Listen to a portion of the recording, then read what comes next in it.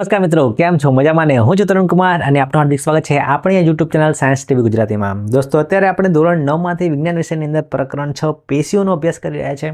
આ અગાઉના વિડીયોની અંદર આપણે વાત કરી હતી વનસ્પતિ પેશીની। વનસ્પતિના પેશીના બધા જ પ્રકારો આપણે જાણ્યા હતા, બરાબર।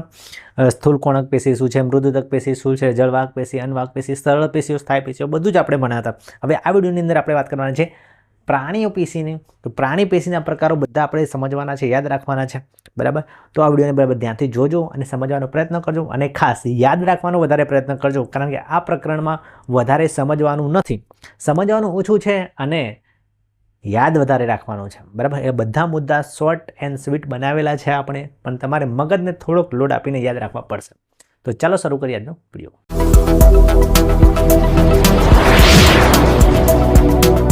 તો દોસ્તો, પ્રાણી પેશીની વાત કરીએ તો પ્રાણી પેશીના મેઇન 4 પ્રકાર છે: અધિચ્છદીય પેશી, સંયોજક પેશી, સ્નાયુ પેશી અને ચેતાપેશી। દોસ્તો યાદ રાખજો, વનસ્પતિ પેશી આપણે ભણી ચૂક્યા છીએ, હવે પ્રાણી પેશી છે। વનસ્પતિ પેશી અને પ્રાણી પેશીને મિક્સ ના કરી દેતા, અલગ રાખજો તમારા મગજની અંદર। તો પ્રાણી પેશીના 4 પ્રકાર છે: અધિચ્છદીય પેશી, સંયોજક પેશી, સ્નાયુ પેશી અને ચેતાપેશી। આ ચેપ્ટરના આ જે પેશીઓના પ્રકાર છે એ તમારે યાદ રાખવા જ પડશે, બરાબર। થોડુંક એવું લાગે કે યાદ નથી રહેતું તો વિડીયોને રિવાઇન્ડ કરીને જોઈ લેજો ફરીથી, બરાબર। પણ 4 પેશીના પ્રકાર યાદ રાખવાના છે અને એમાં પણ આપણે ડિટેલમાં જઈશું ને તમારે યાદ રહી જશે, એટલે ચિંતા ના કરતા। તો જો એમાં સૌથી પહેલી પેશીની વાત કરીએ, અધિચ્છદીય પેશી, બરાબર। આપણે એક એક મુદ્દા સમજીશું અને યાદ રાખવાની કોશિશ કરીશું, તો જ આ ચેપ્ટર ક્લિયર થશે, નહીં તો નહીં થાય।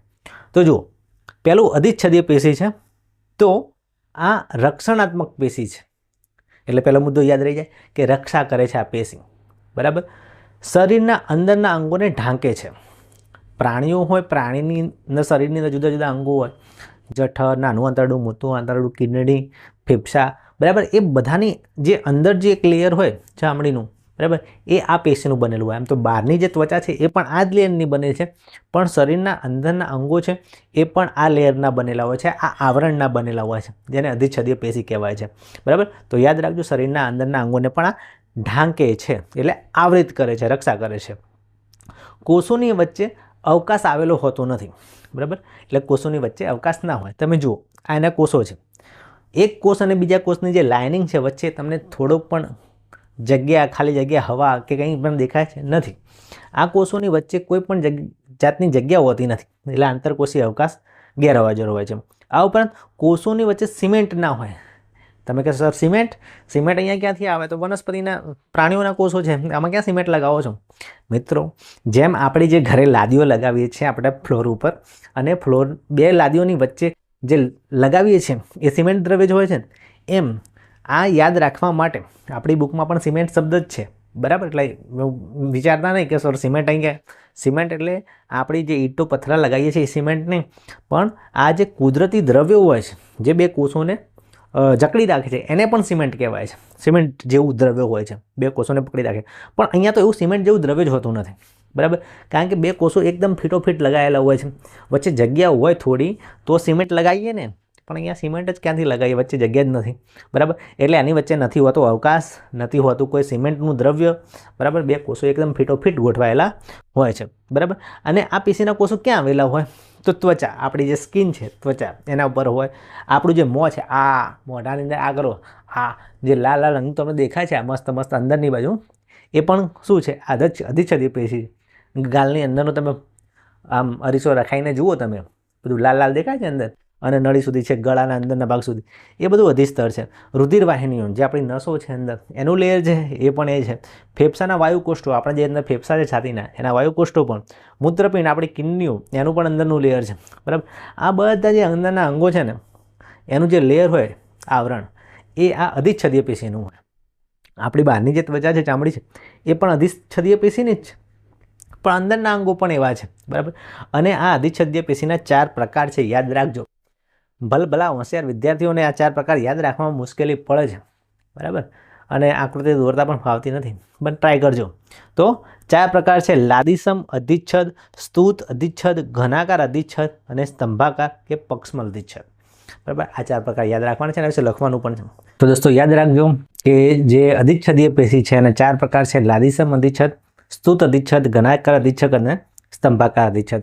આ 4 પ્રકારોને કેવી રીતે યાદ રાખવા? તો યાદ રાખવાનું એક ઘરનું ઉદાહરણ કે ઘરની અંદર લાદીઓ હોય છે, બરાબર, એટલે લાદીસમ અધિચ્છદ. ઘરનો આકાર ઘન જેવો હોય એટલે ઘનાકાર અધિચ્છદ. આ ઉપરાંત ઘરની અંદર સ્તંભો આવેલા હોય છે, બરાબર, થાંભલા, એટલે સ્તંભાકાર અધિચ્છદ. અને એમ સમજી લો કે સ્તુત અધિચ્છદ, એ તમારે વધારે એક્સ્ટ્રા યાદ રાખવું પડશે. તો ચાલો આ 4 પ્રકારો આપણે સમજીએ. તો પહેલું છે લાદીસમ અધિચ્છદ. તો આના જે કોષો એ લાદીની જેમ ગોઠવાયેલા હોય, એટલા માટે આનું નામ છે લાદીસમ અધિચ્છદ. તમે જુઓ આ કોષોની રચના, તમે જુઓ કે લાદીની જેમ એકબીજા સાથે જોઈન્ટ કરેલા હોય ને, એટલે આને લાદીસમ અધિચ્છદ કહેવામાં આવે છે, બરાબર. આના કોષો કેવા હોય? તો પાતળા, ચપટા અને નાજુક અસ્તરના કોષો છે, બરાબર. તમે જોઈ શકો છો કેવા છે કોષો, પાતળા છે, ચપટા છે, નાજુક છે, બરાબર. અને આ પ્રકારના કોષો ક્યાં આવેલા હોય? તો અન્નનળી હોય, મોઢાની અંદરની જે દિવાલ હોય અને ત્વચા છે, એ લાદીસમ અધિચ્છદના કોષો છે. આપણી જે ત્વચા છે, ચામડી છે, એ પણ લાદીસમ અધિચ્છદ છે. મોં હોય, બરાબર, એ પણ લાદીસમ અધિચ્છદ. અંદર અન્નનળી છે, એ પણ લાદીસમ અધિચ્છદ, બરાબર. એટલે એના કોષો છે પાતળા છે, ચપટા છે, લાદીની જેમ ગોઠવાયેલા છે, બરાબર. અને તમારે આકૃતિ દોરવી હોય તો આ રીતે દોરી દેવાની. ઓકે, તો આ લાદીસમ અધિચ્છદ છે. એકદમ સિમ્પલ, ખાલી એનું નામ યાદ રાખો તો બધું યાદ રહી જશે, પણ ઉદાહરણ પણ તમારે યાદ રાખવું પડશે: મોં, અન્નનળી અને ત્વચા. પછી બીજું પ્રકાર છે સ્તુત લાદીસમ અધિચ્છદ. એટલે આ જે છે ને સ્તુત લાદીસમ અધિચ્છદ, એ લાદીસમ અધિચ્છદનો જ પ્રકાર છે, બરાબર. લાદીસમ અધિચ્છદનો જ પ્રકાર છે, પણ એક જે કોષો છે ને એ થોડાક વધારે આગળ વધી ગયા હોય, એના જેવા જ હોય પણ વધારે સંખ્યામાં હોય. તમે જુઓ નીચે, બરાબર. એ કેવું હોય કે અનેક સ્તરોની ગોઠવણી હોય, આમાં અનેક સ્તરોની સુવ્યવસ્થિત ગોઠવણી છે. આમ તો છે આ એકદમ લાદીસમ જેવા જ, પણ એની ગોઠવણી તમે જુઓ વધારે સ્તરોમાં હોય. 1-2 સ્તરોમાં હોય, ઓછા સ્તરો હોય તો એ લાદીસમ કહેવાય. પણ એવા લાદી ઉપર એકની ઉપર એક બીજા ઉપર એમ સ્તરો ગોઠવાઈ જાય. તો આ જે અધિચ્છદ બન્યું એને હવે સ્તુત લાદીસમ અધિચ્છદ કહીશું, બરાબર. એટલે વધારે લાંબુ થઈ ગયું, એમ વહેંચાઈ ગયું, એનું ગોઠવણી વધી ગઈ, બરાબર. એટલે એને સ્તુત લાદીસમ અધિચ્છદ કહીશું. અને આનું મુખ્ય કામ શું છે? તો ઘસારાથી બચવા માટેનું આ ગોઠવણી છે, બરાબર. જે આપણે ઘસારો લાગે, બરાબર, કોઈ પણ પ્રાણી હોય એના જે કોષો છે એ બહારના પર્યાવરણથી નજીક હોય તો એ કોષોને ઘસારો પણ લાગે, બરાબર. હવે થોડાક જ કોષો હોય હવે લાદીસમ અધિચ્છદના, બરાબર, થોડાક લે તો તમે આમ ઘસો તો ચામડી નીકળી જાય. એટલે પછી નીચે પણ વધારે કોષો હોવા જોઈએ ચામડીની નીચે, તો એ વખતે કામ આવે છે આ સ્તુત લાદીસમ અધિચ્છદ. એટલે બહારથી ગમે તેટલો ઘસારો લાગે, તમે ઘસો તો ઉપરનું લેયર સેજ ડેમેજ થાય, બાકી અંદરના જે કોષો છે એ બધા ઇન્ટેક્ટ રહે, એને કોઈ અસર થશે નહીં. એટલે યાદ રાખજો, લાદીસમ અધિચ્છદની અંદર કોષો પતળા, ચપટા, લાદી જેવા હોય છે. અને એવા ને એવા જે કોષો છે એના ઘણા બધા સ્તરો ગોઠવાય તો સ્તુત લાદીસમ બને, બરાબર, અધિચ્છદ, બરાબર. અને આ ઘસારા સામે રક્ષણ આપે છે. અને બસ આટલા મુદ્દા તમારે યાદ રાખવાના છે. હવે આગળ ત્રીજા પ્રકાર છે ઘનાકાર અધિચ્છદ. એનું નામ જ છે ઘન. તો એ જે કોષો છે એ તમે જોઈ શકશો કે ઘન આકારના હશે, ચોરસ સ્લેબમાં ગોઠવાયેલા છે, બરાબર. તો આ એનો આકાર ઘન જેવો છે એટલે આને ઘનાકાર અધિચ્છદમાં કહીશું આપણે. હવે આનું કામ શું છે? તો યાંત્રિક આધાર આપવાનું, થોડા મજબૂત છે એટલા માટે, બરાબર. મૂત્રપિંડ નલિકા અને લાળ ગ્રંથિની નલિકાનું સ્તર એ આવું ઘનાકાર અધિચ્છદનું બનેલું હોય છે, બરાબર. અને એની અંદર ગ્રંથિ કોષો પણ આવેલા હોય છે એટલે એને ગ્રંથિય અધિચ્છદ કહેવામાં આવે છે, બરાબર. આ થોડુંક યાદ રાખવું મુશ્કેલ છે પણ યાદ રાખવું પડશે, શું બીજો કોઈ ઓપ્શન નથી આપણા જોડે, બરાબર. મેં શક્ય એટલા અને શોર્ટ અને સ્વીટ મુદ્દા બનાવવાની કોશિશ કરી છે. તો જુઓ, ઘનાકાર અધિચ્છદનો પહેલો મુદ્દો તમારે લખવાનો કે આનો આકાર કેવો છે? ઘન, બરાબર. એના કોષોનો આકાર ઘન, જે સ્લેબ હોય એના જેવો છે એટલે એને ઘનાકાર અધિચ્છદ કહેવામાં આવે છે. આ કોષોના લીધે વનસ્પતિને શું મળે? યાંત્રિક આધાર મળે. સોરી, વનસ્પતિ નહીં, પ્રાણીઓના જે કોષો હોય એને યાંત્રિક આધાર મળે, બરાબર.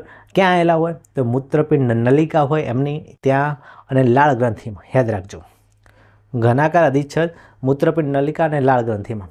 પેલું લાદીસમ અધિચ્છદ હતું મોં, બરાબર, અન્નનળી આપણી અને ત્વચા, એમાં આવતું હતું. અહીંયા યાદ રાખજો મૂત્રપિંડ અને લાળ ગ્રંથિમાં. અને આ ઘનાકાર અધિચ્છદની વચ્ચે ગ્રંથિ કોષો આવેલા હોય જેમાંથી કોઈ પ્રકારના રસાયણનો સ્ત્રાવ થતો હોય, બરાબર. કોઈ વસ્તુ હોય એનો સ્ત્રાવ થતો હોય, ઉદ્દીપકો, ઉત્સેચકોનો, અંતઃસ્ત્રાવનો સ્ત્રાવ થતો હોય તો એ ગ્રંથિ કોષોને લીધે એને કહેવાશે ગ્રંથિ અધિચ્છદ. બરાબર, એટલે ગ્રંથિઓ આધિચ્છદમાં આવેલી હોય છે એટલા માટે, બરાબર. અને ચોથું છે સ્તંભાકાર અધિચ્છદ. એનું નામ સ્તંભાકાર છે. તમે પહેલો મુદ્દો લખી શકો કે આ જે સ્તંભાકાર અધિચ્છદના કોષો હોય એ સ્તંભ જેવા હોય, થાંભલા જેવા હોય, બરાબર. તમે જોઈ શકો છો એની આકૃતિ, આની અંદર તમે જોઈ લો બધા થાંભલા જેવા ઊભા ગોઠવેલા છે. આમાં ગન જેવા હતા, આમાં થાંભલા જેવા છે, એટલે એને સ્તંભાકાર અધિચ્છદ કહેવામાં આવે છે. આ ક્યાં આવેલું હોય? તો આંતરડાનું જે સ્તર હોય ને, આંતરડાનું સ્તર, એમાં આ પ્રકારના ઊભા કોષો આવેલા હોય છે, બરાબર. તમે જાણો છો કે નાના આંતરડાની અંદર લાંબા રસાંકુરો આવેલા હોય છે. એની રચના પણ એવી જ છે, બરાબર. આ ઉપરાંત શ્વાસનળીમાં પણ આ પ્રકારના કોષો આવેલા હોય. પણ નાના આંતરડામાં અને શ્વાસનળીમાં ફરક શું છે કે શ્વાસનળીની અંદર આ જે સ્તંભાકાર કોષો હોય એના ઉપર રોમ આવેલા હોય, વાળ જેવા. જો તમે આના પર જોઈ શકો છો, નાના વાળ જેવા રોમ આવેલા હોય છે. ક્યાં? શ્વાસનળીની અંદર. આપણા નાના આંતરડામાં એવા નહીં હોતા. નાના આંતરડામાં તો રસાંકુરો હોય છે, જેનો આકાર આના જેવો જ હોય છે, બરાબર, સ્તંભ જેવો. એટલે એના અધિસ્તરમાં તે આવેલા હોય છે. પણ જે શ્વાસનળી છે એમાં તો તમે જાણો છો કે હવાનું ગાળણ પણ સાથે સાથે થવું જોઈએ, એટલે એની અંદર આ પ્રકારના રોમ પણ આવેલા હોય છે, બરાબર. અને એના લીધે આ જે રોમ છે, વાળ જેવા રોમ, જેને વિજ્ઞાનની ભાષામાં કહેવામાં આવે પક્ષમો. શું કહેવામાં આવે? પક્ષમો. તો આ પક્ષમોના લીધે એને પક્ષમલ અધિચ્છદ પણ કહેવામાં આવે છે. યાદ રાખજો. ક્યાં? શ્વાસનળી હોય એમાં આવા લાંબા ઊભા સ્તંભાકાર કોષો આવેલા હોય છે, બરાબર. પણ એના ઉપર પક્ષમો કે રોમ આવેલા હોય, એના લીધે એને પક્ષમલ અધિચ્છદ કહેવામાં આવે છે. તો આ 4 પ્રકાર હતા અધિચ્છદીય પેશીના, બરાબર. ફરીથી એક વખત તમે રિપીટ કરી લેજો, બરાબર. બહુ હાર્ડ છે નહીં, તમારે થોડીક યાદ રાખવાની કોશિશ કરવી પડશે કે આ યાંત્રિક આધાર આપે છે, બરાબર. આ મૂત્રપિંડ નલિકામાં લાળ ગ્રંથિમાં હોય, જ્યારે આ આંતરડામાં હોય, શ્વાસનળીમાં હોય, બરાબર. એવું થોડું તમારે યાદ રાખવાની કોશિશ કરવી પડશે, બરાબર. આની અંદર ગ્રંથિ કોષો હોય એટલે ગ્રંથિ અધિચ્છદ કહેવાય. આમાં પક્ષમો હોય એટલે પક્ષમલ અધિચ્છદ કહેવાય, બરાબર. થોડુંક વધારે તમે ટ્રાય કરશો તો તમને યાદ રહી જશે, બરાબર. ચલો હવે બીજા પ્રકારની આપણે વાત કરીએ પેશી, પ્રાણી પેશી. એ છે સંયોજક પેશી. અને સંયોજક પેશીની અંદર આપણે ઘણા પ્રકારો છે, એ બધી જોવાની છે. તો ચલો જો, એમાં પહેલી છે રુધિર, પછી અસ્થિ, પછી કાસ્થિ, તંતુ ઘટક પેશી અને મેદપૂર્ણ પેશી. આ 5 પ્રકારો સંયોજક પેશીના છે, એ આપણે સમજવાના છે. તો ચાલો શરૂ કરીએ. તો જુઓ, સૌથી પહેલાં રુધિર. હવે તમારી પરીક્ષાની અંદર એક પ્રશ્ન પૂછાય છે, યાદ રાખજો, કે રુધિરને પ્રવાહી સંયોજક પેશી કેમ કહેવામાં આવે છે? એ યાદ રાખજો. અને આમ જે બધા મુદ્દા છે તમને કહું એટલે યાદ રાખવાની કોશિશ કરો, તમે એ લખી શકશો. રુધિરને પ્રવાહી સંયોજક પેશી કેમ કહેવામાં આવે છે? ચલો સમજીએ. તો જુઓ કે રુધિર હોય ને, એ રુધિરની અંદર ઘણી બધી વસ્તુઓ હોય છે પહેલાં તો, બરાબર. અને અત્યારે આપણે ભણી રહ્યા છીએ સંયોજક પેશી એટલે કનેક્ટિંગ ટિશ્યુ. કનેક્ટિંગ ટિશ્યુ એટલે જુદા જે શરીરના અંગો એને જોડવાનું કામ કરે, એટલે કનેક્ટ કરે, એટલે સંયોજક પેશી. રુધિરને કેમ કહેવામાં આવે છે? ચલો સમજીએ. તો જે રુધિર છે એ રુધિરની અંદર ઘણી બધી વસ્તુઓ આવેલી હોય છે. જો કઈ આવેલી હોય છે?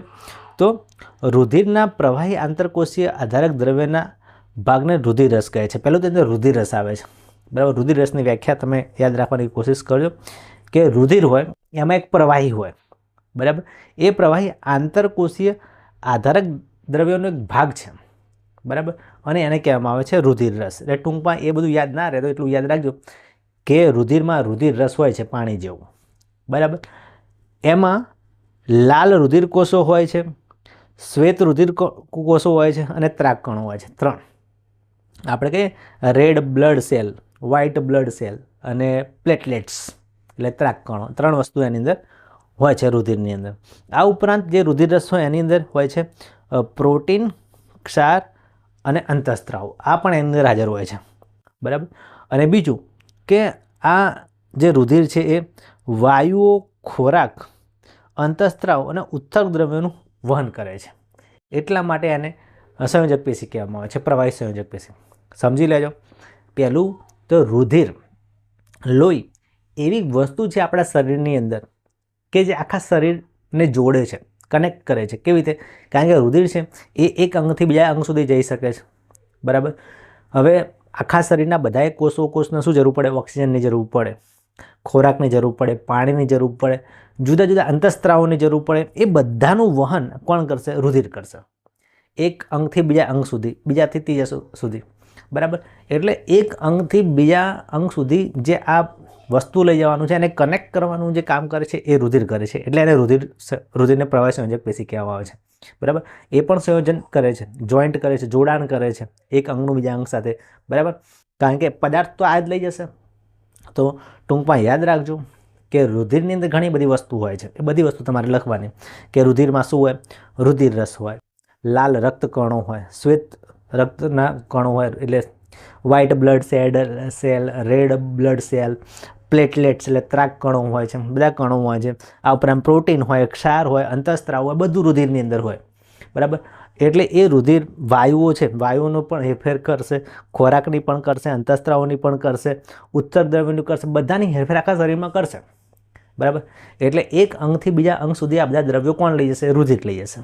એટલે એ પણ એક જોડતી અંગિકા છે એમ જ કહી શકાય. એટલે એને સંયોજક પેશી કહેવામાં આવે છે. ઓકે, ચલો બીજી સંયોજક પેશી છે અસ્થિ. જો અસ્થિનું કામ શું છે? અસ્થિ એટલે હાડકાં. બરાબર. આપણે કોઈ મરી ગયું હોય ને લઈ જઈએ, ચલો ભાઈ પધરાવા, અસ્થિ, આ બસ એ જ અસ્થિ છે, હાડકાં. તો અસ્થિ એટલે હાડપિંજર. તો આ જે અસ્થિ છે શરીરની જુદી જુદી અસ્થિઓ એ ભેગી થઈને આ રીતનું હાડપિંજર બનાવે આપણું શરીરનું. બરાબર. આમ તો અમે નાના હતા ને તો આવું હાડપિંજર જોઈને તમને બીક લાગે. તમે તો બધા નહીં ડરતા હોય, પણ હા રાતે આવી જાય ને સપનામાં તો તમને ખબર પડી જાય કે ભાઈ આ અસ્થિ છે, આપણને અસ્થિ બનાવી દે. બરાબર. એટલે આ રીતનું હાડપિંજર અત્યારે ભણવામાં મજા આવે, પણ જો રાતે સપનામાં આવી ગયું તો ગયા. અને આમાં અત્યારે ચિત્ર છે પણ હલતું ચૂલતું આવી જાય તો મર્યા. તમને ડર લાગે હાડપિંજરથી? લાગતો તો કોમેન્ટ કરો. જોઈએ કેટલા લોકોને ડર લાગે. છોકરીઓને ખાસ ડર લાગતો હશે, છોકરાઓ તો બહાદુર હોય. એ ચલો છોકરીઓ પણ હોય છે, પણ કોમેન્ટ કરજો કે કોને ડર લાગે, કોને ડર નહીં લાગતો હાડપિંજરનું. બરાબર. અને બાયોલોજી રાખશો તો હાડપિંજર તો ભણવાનું આવશે રોજે રોજ. તો આ જે હાડપિંજર છે એ અસ્થિઓનું બનેલું હોય છે. બરાબર. એટલે અસ્થિઓ વડે હાડપિંજરનું નિર્માણ થાય છે, પહેલી વસ્તુ યાદ રાખજો. અને આ જે અસ્થિ છે શું કરશે? તો સ્નાયુ પેશીને જકડી રાખે છે. આપણે જે હાડકાં હલાવીએ છીએ હાથના પગના, એ જે હાડકાં હોય, અસ્થિ હોય, એને એ અસ્થિ સ્નાયુ પેશીને જકડી રાખે, એકબીજા સાથે જોઈન્ટ હોય, મજબૂત અને કઠણ હોય અસ્થિ. બરાબર. એના લીધે આપણે ઊભા રહી શકીએ છીએ, કોઈને મારવું હોય ફેટ તો મારી શકીએ. કેમ? કારણ કે આપણી અસ્થિ હોય એ મજબૂત હોય. બરાબર. મજબૂત અને કઠણ હોય. કેમ? તો એની અંદર અસ્થિકોષોની અંદર કેલ્શિયમ અને ફોસ્ફરસના આંતરકોષીય આધારક દ્રવ્યમાં ગોઠવાયેલા હોય છે. એટલે અસ્થિકોષો હોય છે એ કેવું ગોઠવણ હોય કે અસ્થિકોષો કેલ્શિયમ અને ફોસ્ફરસનું મજબૂત આખું એક સ્ટ્રક્ચર બનાવેલું હોય, એની અંદર અસ્થિકોષો ગોઠવાયેલા હોય એના આધારક દ્રવ્યમાં, એટલે મજબૂતાઈ મળે. બરાબર. અને આ જે અસ્થિ છે, બરાબર, એ અસ્થિઓ એકબીજા સાથે જોઈન્ટ થઈને એમાં સ્નાયુ પણ હોય અને પછી આખા હાડપિંજરની રચના કરે. બરાબર. એટલે અસ્થિ વિશે વધારે તમારે કંઈ ડીપમાં એટલું બધું યાદ રાખવાની જરૂર છે નહીં, પણ આટલું તો તમને ખબર પડે જ કે અસ્થિ વડે હાડપિંજર બને. બરાબર. એ સ્નાયુ સાથે જોડાયેલું હોય, સ્નાયુને જકડી રાખે, પછી એ કઠણ અને મજબૂત હોય. બરાબર. અને કેલ્શિયમ અને ફોસ્ફરસ હોય એનું એ તમને ખબર છે કે હાડકાની અંદર કેલ્શિયમ અને ફોસ્ફરસ હોય, જેના શરીરમાં કેલ્શિયમ અને ફોસ્ફરસની કમી હોય અને હાડકાં મજબૂત ના હોય પાછા. બરાબર. એની અંદર અસ્થિકોષો ગોઠવાયેલા હોય અને એના લીધે એને મજબૂતાઈ મળે છે. ઓકે. અને બીજું કે આ અસ્થિની અંદર બે પ્રકારના બંધ આવેલા હોય છે, એક અસ્થિબંધ અને બીજો સ્નાયુબંધ. જે અસ્થિબંધ છે એમાં બે વસ્તુઓ સ્નાયુ વડે જોડાયેલી હોય છે. જેમ કે તમે અહીંયા જુઓ, જે હાથનો ભાગ છે એની અંદર જે બે હાડકાં હોય, બે અસ્થિ હોય, એની વચ્ચે એક જોઈન્ટ હોય. બરાબર. અને એ જોઈન્ટ છે જેને લિગામેન્ટ કહેવામાં આવે છે, એટલે કે અસ્થિબંધ કહેવામાં આવે છે. એનાથી બે હાડકાં જોડાયેલા હોય છે, એની વચ્ચે આ અસ્થિ આવેલો હોય છે એક પ્રકારનો. બરાબર. એટલે એને અસ્થિબંધ કહેવામાં આવે છે. આ ઉપરાંત બીજું સ્નાયુબંધ. એ સ્નાયુબંધની અંદર માંસપેશીઓને અસ્થિ સાથે જોડે છે. એટલે માંસપેશીઓ છે, બરાબર, એનું જોડાણ હોય હાડકાં સાથે. બરાબર. એ કોણ કરે? આ સ્નાયુબંધ કરે. જેમ કે તમે અહીંયા જુઓ, અહીંયા આ સ્નાયુ છે, બરાબર, અને બીજું હાડકું છે. એ બંનેનું જે જોડાણ છે, બરાબર, એને કહેવામાં આવે છે સ્નાયુબંધ. એને ટેન્ડન્સ કહેવામાં આવે છે અને પહેલાંને લિગામેન્ટ કહેવામાં આવે છે. અસ્થિ સાથે જોડાણ હોય તો એ જે છે એને અસ્થિબંધ કહેવાય, અને અસ્થિનું સ્નાયુ સાથેનું જે જોડાણ છે, બરાબર, એને સ્નાયુબંધ કહેવાય, બરાબર. તો આ સ્નાયુબંધ અને અસ્થિબંધ યાદ રાખજો. આ બંનેની અંદર એ અસ્થિ જે આપણે ટોપિક ભણી રહ્યા છે એની સાથે સંકળાયેલું છે, બરાબર, એટલે પણ તમે મુદ્દો લખી શકો છો, બરાબર. તો યાદ રાખજો અસ્થિની અંદર કે જે હાડપિંજર હોય એ હાડપિંજરની અંદર અસ્થિઓ ગોઠવાય એટલે હાડપિંજર બને. એ હાડકાં હોય એની અંદર કેલ્શિયમ અને ફોસ્ફરસ હોય, એનું જે સ્ટ્રક્ચર બને એમાં અસ્થિકોષો ગોઠવાયેલા હોય છે અને એના લીધે એને મજબૂતાઈ મળે છે અને એમાં અસ્થિબંધ અને સ્નાયુબંધ આવેલા હોય છે. તો આ હતી રચના અસ્થિની, બરાબર, જેમાં હાડપિંજરની રચના આવે છે. ચલો હવે વાત કરીએ કાસ્થિની. તો જે કાસ્થિ છે એ શું છે? તો જુઓ, ઘન આંતરકોષીય આધારક દ્રવ્ય પ્રોટીન અને શર્કરાનું બનેલું હોય છે. આ જે કાસ્થિ છે એની અંદર જેનું મેઇન દ્રવ્ય છે, બરાબર, એ શેનું બનેલું છે? પ્રોટીન અને શર્કરાનું, બરાબર. આ ઉપરાંત એની વચ્ચે કોષો વચ્ચે જગ્યા હોય છે. યાદ રાખજો, જે અસ્થિ હોય છે એમ આ કાસ્થિ છે, પણ એના કોષો વચ્ચે જગ્યા હોય છે. અને આ ક્યાં આવેલું હોય? તો નાક, કાન, ગળું અને શ્વાસનળીની અંદર આ કાસ્થિ હાજર હોય છે. તમે જુઓ, અસ્થિ અને કાસ્થિમાં શું ફરક છે? તમારું જે કાન છે, કાનને પકડો અને એમ હલાવો, તમને અંદર લાગશે કે કંઈક વસ્તુ ભરેલી છે આની અંદર, કાનની અંદર, બરાબર. પણ ચામડી છે, ચામડીમાં કંઈ નથી. પણ જે હાડકું છે એ તો સૌથી વધારે મજબૂત છે. એટલે હાડકા જેવી પણ વાળી શકાય એવી વસ્તુ ભરેલી છે જેને કાસ્થિ કહેવામાં આવે છે. યાદ રાખો, નાકમાં હોય, કાનમાં હોય, અંદર જે કંઠનળી આપણી આવે અન્નનળી એની અંદર હોય, ગળાના ભાગની અંદર હોય, બરાબર, એને કાસ્થિ કહેવામાં આવે છે, બરાબર. તમે જોઈ શકો છો કે જે નાકનો જે ભાગ છે ટોચનો એમાં હોય છે, કાનના ભાગમાં હોય છે. આ આપણી જે શ્વાસનળી છે, બરાબર, અન્નનળીની જોડે આવે શ્વાસનળી, એની જે આ રચના તમે જુઓ છો સી આકારની, એટલે આની જે રીંગો છે સી આકારની હોય, કાસ્થિની બનેલી હોય છે, બરાબર. આ હાડકા જેટલું મજબૂત હોતું નથી, પણ એને મજબૂતાઈ તો આપે છે, પણ એને થોડું ફ્લેક્સિબલ બનાવે છે, એને વાળી શકાય એટલા માટે, બરાબર. તો આ કાસ્થિની રચના હતી. આમાં પણ વધારે કંઈ યાદ રાખવાનું છે નહીં, પણ થોડાક મુદ્દા તમારે યાદ રાખવા પડશે. ચલો, એના પછી છે તંતુ ઘટક સંયોજક પેશી. તો આ કોને કહેવાય? તો ત્વચા અને સ્નાયુ પેશી કે માંસપેશીની વચ્ચે રુધિરવાહિનીની ચારે તરફ અને ચેતાઓ તથા અસ્થિમજ્જામાં આ પેશી જોવા મળે છે, બરાબર. યાદ રાખજો ક્યાં ક્યાં જોવા મળે છે? તો ત્વચા અને સ્નાયુ પેશી કે માંસપેશીની વચ્ચે, આપણી જે ચામડી હોય એ અને નીચે જે સ્નાયુ પેશી હોય કે માંસ હોય એની વચ્ચે આ પ્રકારની પેશીના કોષો આવેલા હોય છે. આ ઉપરાંત રુધિરવાહિની હોય એની ચારે બાજુ આ આવેલી હોય છે આ પેશી, અને ચેતાઓ તથા અસ્થિમજ્જાઓમાં પણ જોવા મળે છે. જો કઈ રીતે આ છે, તમે ધ્યાનથી જોશો તમને અહીંયા આ તંતુકોષ દેખાશે ગ્રીન કલરનું, જે મેઇન જે તંતુ હોય છે એની આજુબાજુ ઘેરાયેલું હોય છે, બરાબર. એટલે ત્વચા હોય અને નીચે સ્નાયુ પેશી હોય એની વચ્ચે આવેલી છે એ રીતે. અને અહીંયા તમે જોશો તો રુધિરવાહિની હોય ને, તો રુધિરવાહિની આજુબાજુ વીંટળાયેલી હોય, બરાબર. ગ્રીન કલરનું જે દ્રવ્ય ગોઠવાયેલું છે એ શું કરશે? એનું કંઈ વધારે કામ છે નહીં. એ શું કે અંગોની અંદર જે ખાલી જગ્યાઓ એને ભરવાનું કામ કરે છે, બરાબર. જે આ પેશી છે એ જો ના હોય તો આપણું શરીર એટલું ફૂલેલું ના દેખાય, બરાબર. આ જગ્યા ભરવાનું કામ કરે છે આનું, બરાબર. વધારે કંઈ એનું કામ છે નહીં. પણ એટલે આ પેશી છે એ શું કામ કરે છે? ખાલી જગ્યા ભરવાનું.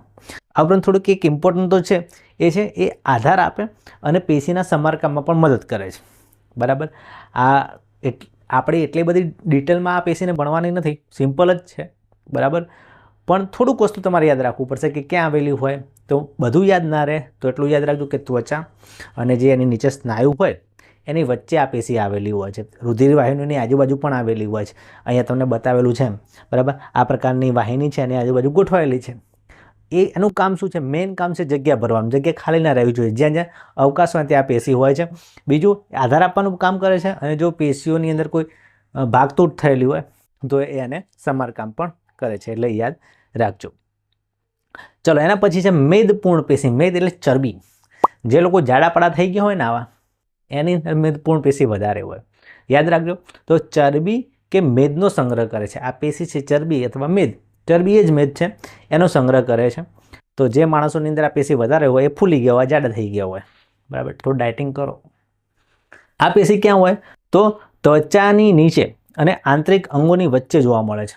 આપણી ચામડીવાની નીચેના ભાગમાં હોય આ, બરાબર. એટલે ચરબી જ્યારે વધારે ચડી ગયું હોય બરાબર, એના શરીર ઉપર દેખાઈ આવે કે ચામડીની નીચે ચરબી વધારાની ભરેલી હોય અને આંતરિક અંગોની અંદર પણ આ ચરબી જામ થઈ જાય છે, જેને આપણે કોલેસ્ટેરોલ કહીએ છીએ. જેમ કે આપણી નળીઓ હોય, રુધિરવાહિનીઓ, એની અંદર પણ આ ચરબી જામ થઈ જાય તો લોચા પડી જાય. બરાબર. બીજું કે આનું કામ શું છે? તો ઉષ્મા નિયમનનું. બરાબર, કે આ જે ચરબી જે હોય છે, જેની શરીરની અંદર વધારે ચરબી હોય એને બહારથી જો ઠંડી લાગતી હોય તો અંદર શરીરની અંદર ઠંડી નહીં જવા દે, એટલે એક જાતનું ઇન્સ્યુલેશનનું કામ કરશે આ. બરાબર, શરીરની અંદર ગરમી હોય તો એને ગરમી રાખશે, ઠંડુ બહારથી ઠંડક અંદર આવવા દેશે નહીં. બરાબર, એટલે ઉષ્મા નિયમનનું કામ કરે છે. બરાબર, યાદ રાખજો. તો મેદપૂર્ણ પેશી એટલે શું છે?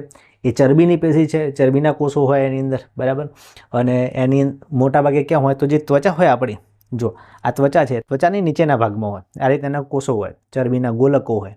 બરાબર, એટલે એને મેદપૂર્ણ પેશી કહેવામાં આવે છે. ત્વચાની નીચે હોય અને શરીરના અંદરના અંગોમાં પણ હોય. આ ઉપરાંત એ ઉષ્મા નિયમન કરે છે. બરાબર, એટલે ગરમી ઠંડી વધારે બહારથી ઠંડી ના અંદર શરીરમાં જવા દે. બરાબર, એટલે જે કોઈ જાડિયા માણસ હોય ને એને વધારે ઠંડી ના લાગે બહારથી, કારણ કે એનું ઇન્સ્યુલેશન લગાવેલું હોય. આ ભાઈ છે ને આજુબાજુ ઇન્સ્યુલેશન લગાવેલું છે, એને સ્વેટર પહેરવાની એટલી જરૂર ના પડે. બરાબર, તો આ હતી મેદપૂર્ણ પેશી. ચલો હવે મેન આપણે પાછા આવી જઈએ છીએ. આપણી મુખ્ય જે પેશી પ્રાણી પેશી હતી એનો આગળનો પ્રકાર એ છે સ્નાયુ પેશી. ત્રીજો પ્રકાર સ્નાયુ પેશી સમજીએ આપણે. તો આના કોષો જે છે એ લાંબા તંતુ જેવા કોષો છે. એની અંદર સંકોચનશીલ પ્રોટીન આવેલું હોય છે. જે આપણી સ્નાયુ પેશી હોય છે એ સ્નાયુ પેશીના કોષો કેવા હોય? તો લાંબા લાંબા તંતુ જેવા હોય અને એની અંદર એક ખાસ પ્રકારનું પ્રોટીન આવેલું હોય જે સંકોચનશીલ પ્રોટીન હોય. એના કારણે આપણે જે સ્નાયુ છે એને ખેંચી શકીએ, એટલે સંકોચન થાય, શિથિલન થાય, સંકોચન થાય, શિથિલન થાય. બરાબર, એના લીધે આપણે કામ કરી શકીએ જુદું જુદું, અને એનાથી જ આપણે હલનચલન અને પ્રચલન પણ કરી શકીએ છીએ. બરાબર, આપણા જે હાથ હોય એમાં સ્નાયુ પેશી છે. બરાબર, એ જ્યારે હલાવીએ છીએ ત્યારે એ જે પ્રોટીન છે એ કામ કરે છે એની અંદર. બરાબર, એનાથી આપણે સ્નાયુઓને સંકોચન શિથિલન કરી શકીએ છીએ. બરાબર, અને એનાથી જ આપણે પછી બધું કામ કરી શકીએ, હલનચલન પ્રચલન કરી શકીએ. અને યાદ રાખજો, સ્નાયુ પેશીના મુખ્ય બે પ્રકાર છે. એક ઐચ્છિક સ્નાયુઓ અને બીજા અનૈચ્છિક સ્નાયુ. યાદ રાખજો, ઐચ્છિક સ્નાયુ અને અનૈચ્છિક સ્નાયુ સિમ્પલ છે અને આ પરીક્ષામાં પૂછાય એવો ટોપિક છે કે સ્નાયુ પેશી છે એ સમજાવો. ચલો તો વાત કરીએ પહેલું ઐચ્છિક સ્નાયુઓ, જેને કંકાલ સ્નાયુ પણ કહેવામાં આવે છે અને રેખિત સ્નાયુ પણ કહેવામાં આવે છે. કંકાલ સ્નાયુ કેમ કહેવામાં આવે છે? તો મુખ્ય આપણા જે હાડપિંજર છે, કંકાલ છે, એની સાથે આ સ્નાયુ સંકળાયેલા છે. એનાથી જ આપણે હાડકાને હલનચલન કરાવી શકીએ છીએ, એટલે એને કંકાલ સ્નાયુ કહેવામાં આવે.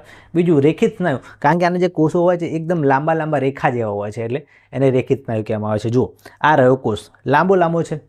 બરાબર, એટલે એને રેખિત સ્નાયુ કહેવામાં આવે છે. અને બીજું કે ઐચ્છિક સ્નાયુ કોને કહેવાય?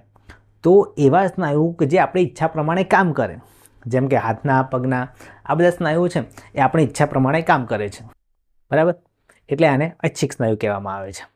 યાદ રાખજો, આપણી ઈચ્છા પ્રમાણે જે સ્નાયુ કામ કરે એને ઐચ્છિક સ્નાયુ, જે આપણી ઈચ્છા પ્રમાણે ના કરે એને અનૈચ્છિક કહેવાય. બરાબર, યાદ રાખજો, આના કોષો કેવા હોય છે? લાંબા હોય છે, નળાકાર હોય છે, અશાખિત હોય છે અને બહુકોષ કેન્દ્રીય હોય છે. જો બધા ગુણધર્મો આની અંદર આવી જાય છે. જો કે આ કોષ છે લાંબા છે, હા લાંબા છે. બરાબર, આ નળાકાર છે, હા નળી જેવા જ છે. આમાં બીજા કોઈ શાખા પડે છે? શાખા નથી પડતી, એટલે અશાખિત છે. અને આમાં તમે જો ધ્યાનથી જોશો બહુ કોષ કેન્દ્રીય છે. જો એક કોષ કેન્દ્ર આ રહ્યું, એક આ રહ્યું, એક આ રહ્યું, ઘણા બધા કોષ કેન્દ્રો છે. આમાં જુદા જુદા પ્રકારના જુદા જુદા કોષ કેન્દ્રો આવેલા છે. બરાબર, અને આ રેખિત સ્નાયુઓ છે અને એ આપણા જે હાથ પગ છે એમાં આવેલા છે, એટલે હલનચલન સાથે સંકળાયેલા છે અને આપણી ઈચ્છા પ્રમાણે કામ કરે છે. બીજા છે અનૈચ્છિક સ્નાયુ, જેને અરેખિત સ્નાયુ કહેવામાં આવે છે. બરાબર, ધ્યાનથી જોશો તો આ એકદમ સીધા રેખા જેવા નથી, એટલે એને અરેખિત કહેવામાં આવે છે. અને આ સ્નાયુ કોને કહેવાય? તો જે આપણી ઈચ્છા પ્રમાણે કામ કરતા નથી એને અનૈચ્છિક સ્નાયુ કહેવામાં આવે છે. આપણી ઈચ્છા પ્રમાણે કામ ન કરે એને અનૈચ્છિક સ્નાયુ કહેવાય. જેમ કે આપણા શરીરની અંદર શું શું આવેલું હોય છે? તો આંખની કીકી, મૂત્રવાહિની, શ્વાસવાહિનીઓ, આ બધા જે આપણા અંદરના અંગો છે એ પોતાની રીતે જાતે જ કામ કરે છે. બરાબર, આ અંગો પોતાની રીતે કામ કરતા હોય, એ આપણી ઈચ્છા પ્રમાણે આ અંગો કામ કરતા નથી, એટલે એના સ્નાયુ પણ આપણી ઈચ્છા પ્રમાણે કામ કરશે નહીં. યાદ રાખજો, આંખની કીકી, મૂત્રવાહિની અને શ્વાસવાહિની. આના કોષો કેવા હોય? તો તમે ધ્યાનથી જોશો તો આ કોષો પણ લાંબા હોય છે. એના છેડે અણીદાર અણી આવેલી હોય છે. તમે જુઓ, આ જે કોષો છે એના છેડા તમે જુઓ અણીદાર હોય છે અને આની અંદર એક જ કોષ કેન્દ્ર હોય છે. હમણાં જે હતું ઐચ્છિક સ્નાયુમાં એના જેવું નહીં, એમાં તો એકની અંદર જ ઘણા બધા કોષ કેન્દ્રો હતા પણ આની અંદર ઘણા બધા કોષ કેન્દ્રો નથી, એકની અંદર એક જ છે, બરાબર. તો યાદ રાખજો, આ આપણી ઈચ્છા પ્રમાણે કામ કરતા નથી. જેમ કે આંખની કીકી, મૂત્રવાહિની, શ્વાસવાહિની, આના કોષો લાંબા હોય છે, અણીદાર હોય છે અને એની અંદર એક કોષ કેન્દ્ર આવેલું હોય છે. ઓકે, આ ઉપરાંત આ એક બીજા પ્રકારના પણ જે કોષો છે જે આપણી ઈચ્છા પ્રમાણે કામ કરતા નથી. આ છે હૃદ સ્નાયુઓ. હૃદયના સ્નાયુઓ જે જીવનભર લયબદ્ધ રીતે સંકોચન અને શિથિલન પામતા રહે છે અને હૃદ સ્નાયુ કહેવામાં આવે છે. આપણું જે હૃદય છે, આપણે જન્મીએ ત્યાંથી મરીએ ત્યાં સુધી એ સતત કામ કરતું હોય છે, ધબકતું રહે છે, બરાબર. એના જે સ્નાયુઓ છે એ આવા હોય છે જેને હૃદ સ્નાયુ કહેવામાં આવે છે. આ પણ આપણી ઈચ્છા પ્રમાણે કામ કરતા નથી એટલે અનૈચ્છિક સ્નાયુમાં આવશે, બરાબર. અને આ સ્નાયુ કેવો હોય છે તો એ નળાકાર હોય છે, શાખિત હોય છે અને એક કોષ કેન્દ્રવાળા હોય છે. તમે ધ્યાનથી જુઓ, આમ તો રેખિત સ્નાયુ જેવા છે પણ શાખિત છે. રેખિત વાળા હતા ને એમાં શાખાઓ નથી પડતી, આમાં શાખાઓ પડે છે એટલે આ શાખિત છે, બરાબર. આમાં વચ્ચે વચ્ચે એક એક કોષ કેન્દ્ર આવેલું છે, બરાબર, અલગ અલગ રીતે, બરાબર. અને નળાકાર છે, તો યાદ રાખજો, બરાબર. આ અનૈચ્છિક સ્નાયુનો જ પ્રકાર છે. ચલો વિદ્યાર્થી મિત્રો, છેલ્લે આપણે જોઈએ છેલ્લી પેશી છે ચેતાપેશી, બરાબર. હવે ચેતાપેશીમાં શું હોય? ચેતાકોષ હોય. અને આ ચેતાપેશી આપણા માટે ખૂબ જ ઇમ્પોર્ટન્ટ છે કારણ કે આપણા મગજથી માંડીને જે બધા કામો થાય છે આ ચેતાપેશી વડે થાય છે, બરાબર. જે સંવેદનાઓ લાવે છે, સંદેશો મોકલે છે, બરાબર, આપણા જોડે જે પણ કામ કરાવે છે મગજ એ આ ચેતાપેશી વડે કરાવે છે. ચેતાપેશીમાં શું હોય? તો આવા ચેતાકોષ હોય. યાદ રાખજો, ચેતાકોષની રચના ખાસ ઇમ્પોર્ટન્ટ છે, ધોરણ 10માં પણ આવે છે, બરાબર. એટલે અત્યારથી આકૃતિ તૈયાર કરી દેજો, ફરજિયાત દોરવાની છે. અને તમારે આકૃતિ દોરવાની અને સમજાવવાની કે આમાં શું શું હોય છે તો ધ્યાનથી જોશો તો એક ચેતાકોષ હોય તો એની વચ્ચે આવે અહીંયા કોષ કેન્દ્ર, બરાબર. આ કોષ કેન્દ્ર છે, બરાબર. અને આજુબાજુનો જે ભાગ છે એને કહેવાય ચેતાકોષકાય કહેવાય. અને આમાંથી નાની નાની શાખાઓ નીકળે એને કહેવાય શિખાતંતુ, બરાબર. અને આ જે કોષકાય છે એ જોડાયેલું હોય અક્ષતંતુ સાથે. જોઈ લો, આ શું છે? અક્ષતંતુ છે, બરાબર. અને અક્ષતંતુના છેડે આવેલા હોય ચેતાંતો. ઓકે, આ ચેતાંતો છે. આ અક્ષતંતુ છે, શિખાતંતુ, કોષ કેન્દ્ર અને ચેતાકોષકાય. આ બધાના કામ તમને કહી દઉં તો જે શિખાતંતુ છે એ આગળનો જે ચેતાકોષ હોય એની સાથે જોડાયેલો હોય, બરાબર, એના ચેતાંત સાથે. અને જે અહીંયા ચેતાંત હોય એની પાછળ પાછા શિખાતંતુ આવે, બરાબર. ચેતાકોષો એકબીજા સાથે જોઈન્ટ થયેલા હોય છે. આપણા મગજની અંદર તો લગભગ 86 બિલિયન ચેતાકોષો આવેલા હોય છે, બરાબર, નાના નાના. અને યાદ રાખજો, ચેતાકોષ છે 1 મીટર સુધી લાંબો હોય, બરાબર. 1 મીટર સુધી. આપણા જે કરોડરજ્જુ હોય ત્યાંથી પગ સુધી જે હોય ને, પગની અંદર ચેતાકોષ છે એ 1 મીટર સુધી લાંબો હોય. મોટી હાઇટવાળા માણસ હોય ને તો એની અંદર એ ચેતાકોષ 1.5 મીટર જેટલો લાંબો હોય છે, બરાબર. અને મગજની અંદર તો એકદમ નાના નાના ચેતાકોષ આવેલા હોય છે. 86 બિલિયન ચેતાકોષ આપણા મગજમાં આવેલા હોય છે એટલે કેટલા નાના હશે? પણ મેક્સિમમ એની જે લંબાઈ છે 1 મીટર કે 1.5 મીટર જેટલી હોય છે, બરાબર. અને એનું કામ શું છે? તો ઉર્મી વેગનું વહન. જે આપણા શરીરના જુદા જુદા અંગોમાંથી જે સંવેદના આવે છે, ઇલેક્ટ્રોનિક પલ્સ આવે છે, ઇલેક્ટ્રિક સ્વરૂપે, ઇલેક્ટ્રોન સ્વરૂપે, એ ઉર્મી વેગનું વહન આ ચેતાકોષ વડે થાય છે, બરાબર. યાદ રાખજો, મગજ, કરોડરજ્જુ અને ચેતાઓની અંદર આ ચેતાકોષ આવેલા હોય છે લાખોની સંખ્યામાં, બરાબર. તો આ ચેતાકોષ વિશે તમારે ખાસ સમજાવવું પડશે, એની આકૃતિ દોરવી પડશે, બરાબર. અને ચેતાપેશી વિશે લખવું પડશે. અને દોસ્તો, કે આ જે ચેતાકોષ છે આપણા શરીરમાં હોય છે એમ બીજા પ્રાણીઓમાં પણ હોય છે, બરાબર. અને એની અંદર જુદા જુદા ભાગો આવેલા હોય છે અને જુદું જુદું કામ કરે છે. માની લો કે આ ચેતાકોષ છે, એની જોડે બીજો ચેતાકોષ હોય, એમાંથી કોઈ સંદેશો હોય એ ઇલેક્ટ્રોન સ્વરૂપે આની અંદર આવશે. એટલે આ ચેતાકોષ છે, એની આ બાજુ બીજો કોઈ ચેતાકોષ હોય તો એનો જે ચેતાંતવાળો ભાગ હોય, આના જેવો છેડો છે, એના જેવો બીજો છેડો હોય, એમાંથી સંદેશો આની અંદર આવે શિખાતંતુમાં. પછી એ સંદેશો જાય કોષકાયની અંદર થઈને અક્ષતંતુમાં, અક્ષતંતુમાંથી ચેતાંતમાં જાય અને ચેતાંતમાંથી બીજા ચેતાકોષમાં જાય. આ રીતે સંદેશાનું વહન થાય છે અને એ ઇલેક્ટ્રોન સ્વરૂપે હોય છે, ઇલેક્ટ્રોનિક પલ્સ સ્વરૂપે. તો વધારે આમાં કંઈ યાદ રાખવાનું છે નહીં. આકૃતિ દોરવાની, બધો જે ભાગ છે એ સમજાવવાના, 1 મીટર લાંબુ હોય એવું કહેવાનું, બરાબર. ઉર્મી વેગનું વહન થાય, બરાબર. આપણે જે પણ બધી પ્રોસેસ કરીએ છીએ, બરાબર, એ મગજ કરે છે અને મગજ સંદેશા મોકલે છે આ ચેતાકોષ વડે, બરાબર. અને આ ચેતાકોષ વડે પેશી બને છે, બરાબર. જે આપણા મગજની અંદર છે આ ચેતાકોષોનું જાળું એ ચેતાપેશી છે. આપણા કરોડરજ્જુની અંદર જે ચેતાકોષોનું જાળું છે એ પણ ચેતાપેશી છે. ઓકે દોસ્તો, તો દોસ્તો આપણે પ્રાણી પેશીના બધા જ પ્રકારો જોઈ લીધા છે. આપણે જોઈ અધિચ્છદીય પેશી, આ ઉપરાંત આપણે જોઈ સંયોજક પેશી, આ ઉપરાંત આપણે જોઈ સ્નાયુ પેશી અને છેલ્લે આપણે જોઈ ચેતાપેશી અને એના પણ જુદા જુદા પ્રકારો જોયા. આ બધી જ પેશીઓ તમારે થોડીક મુદ્દા તમે યાદ રાખજો. જો ખ્યાલ ના આવ્યો તો આ વિડીયોને ફરીથી રિવાઇન્ડ કરીને જુઓ અને તેમ છતાં કોઈ ખ્યાલ ના આવ્યો તો તમે કોમેન્ટમાં કોઈ પ્રશ્ન હોય તો પ્રશ્ન પણ કરી શકો છો. ઓકે, તો દોસ્તો આ વિડીયો તમને કેવું લાગે ચોક્કસથી જણાવજો. જો આ વિડીયો તમને ગમ્યો હોય તો લાઇક કરો, શેર કરો, કોમેન્ટ કરો અને જો તમે અમારી ચેનલ પર નવા હો તો બેલ આઇકનનું બટન દબાવી દો જેથી અમારા જે લેટેસ્ટ વિડીયો બને એની અપડેટ તમને મળતી રહે. બરાબર દોસ્તો? અને હા, એક અઠવાડિયા માટે હાઇપનું બટન આવી રહ્યું છે. બરાબર, યુટ્યુબ આપી રહ્યું છે. તો આપણા વિડીયોને તમે હાઇપ કરી દો જેથી વિડીયો ટ્રેન્ડિંગમાં આવી જાય. બરાબર, અને આવા જ તમારે એનિમેશનવાળા વિડીયો જોઈતા હોય તો વિડીયોને તમારા મિત્રો સાથે ચોક્કસથી તમારી સ્કૂલની ગ્રુપમાં, બરાબર, તમારા મિત્રો સાથે બધા સાથે આ વિડીયોની લિંક શેર કરો જેથી વધારે અમને મોટિવેશન મળે આવા વિડીયો બનાવવાનું. કારણ કે આપણી ચેનલ ઉપર આવા એનિમેટેડ વિડીયો એકદમ ફ્રીમાં આપવામાં આવે છે. અને હા દોસ્તો, કે જે આપણે વિડીયો બનાવી છે એના ચેપ્ટર જેની વિડીયો છે, જે પાર્ટ છે એના ડિસ્ક્રિપ્શનમાં મોટાભાગે આપણે લિંક મૂકેલી છે બધા ચેપ્ટરની. જો તમને ટૉપિક આવડી ગયો તો એ તમે લિંક ઉપર જઈને એનો ટેસ્ટ આપી શકો છો. બરાબર, તમને એ ટૉપિક આવડ્યું કે નહીં એ ટેસ્ટ આપશો એટલે તમને ખ્યાલ આવી જશે. અને એ ટેસ્ટમાં મોસ્ટ આઈએમપી શોર્ટ ક્વેશ્ચન લીધેલા છે.